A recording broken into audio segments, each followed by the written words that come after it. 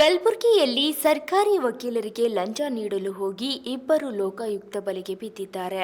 ಹೌದು, ಆಳಂದ್ ಠಾಣೆಯ ಎಸ್ಸಿ/ಎಸ್ಟಿ ಕೇಸ್ನಲ್ಲಿ ತಮಗೆ ಸಹಾಯ ಮಾಡಲು ಹಿರಿಯ ಸರ್ಕಾರಿ ಅಭಿಯೋಜಕ ಪ್ರಾಣೇಶ್ ಭರತನೂರವರಿಗೆ 5,000 ರೂಪಾಯಿ ಲಂಚ ಕೊಡಲು ಹೋದಾಗ ಆರೋಪಿಗಳಾದ ಸಂಜೀವನ್ ಪಾಟೀಲ್ ಮತ್ತು ಸುರೇಶ್ ಪಾಟೀಲ್ ರೆಡ್ ಹ್ಯಾಂಡ್ ಆಗಿ ಸಿಕ್ಕಿಬಿದ್ದಿದ್ದಾರೆ.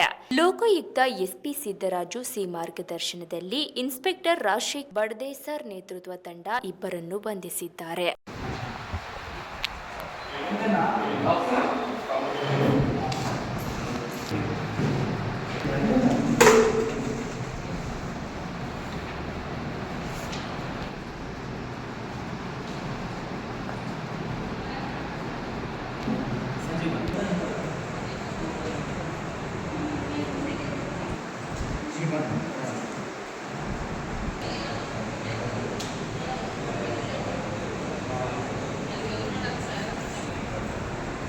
Satu